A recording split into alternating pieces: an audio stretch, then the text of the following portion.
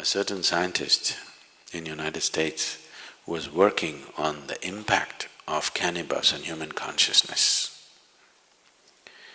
For almost 18 years, the United States government gave him 30 kgs of marijuana per year to experiment.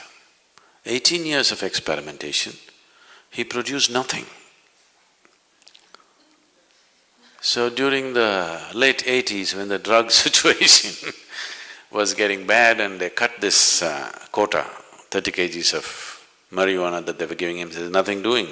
We don't know where it's going with 30 kgs because you have done nothing. He tried to explain that he has done so many things but still it's not come to conclusion, but they said nothing doing and cut the marijuana quota. So he moved to Israel. The Israeli government looked at his work and they decided to give him.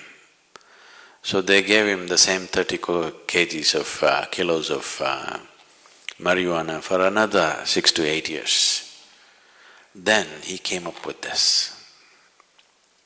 He actually produced proof that within the human brain, every human brain, there are millions of cannabis receptors. So this information, what to do with this, they do not know, they threw it across. They gave it to the anthropologists, they gave it to the physiologists, they gave it to the neurologists, they gave it to all kinds of people. There are millions of cannabis receptors in the human brain. What is the explanation? How? Why? So anthropologists said maybe at some point in history, maybe everybody was doping, which cannot be because in many parts of the world it doesn't even grow. So various kinds of explanations came, nothing sensible came out of it.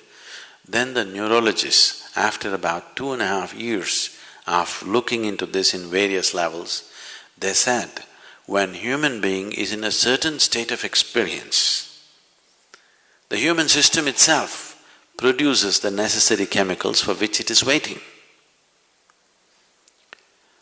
So, these millions of cannabis receptors are waiting for you to produce it.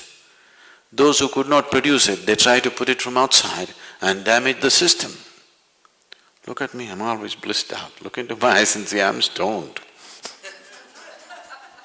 Never been on a substance, but always stoned. Because the very system does this.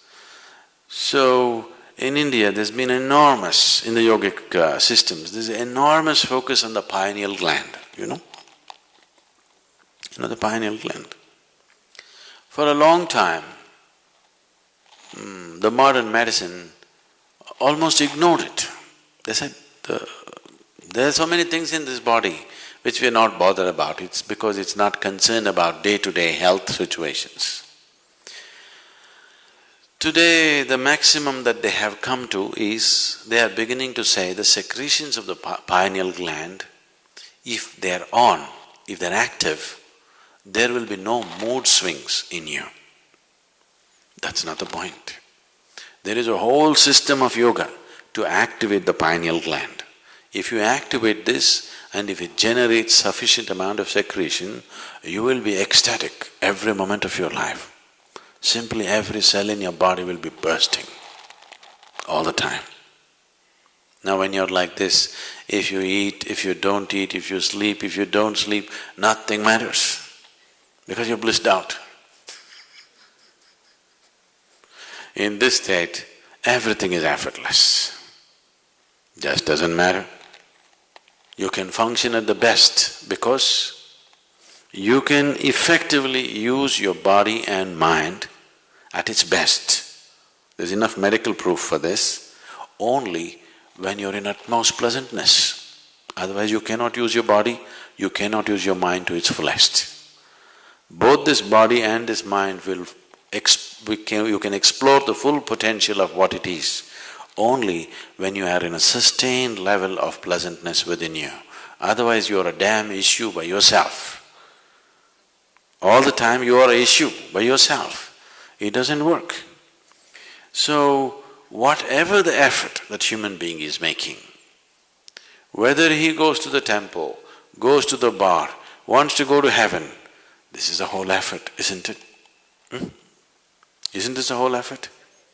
He wants something larger than what is happening now to happen to him.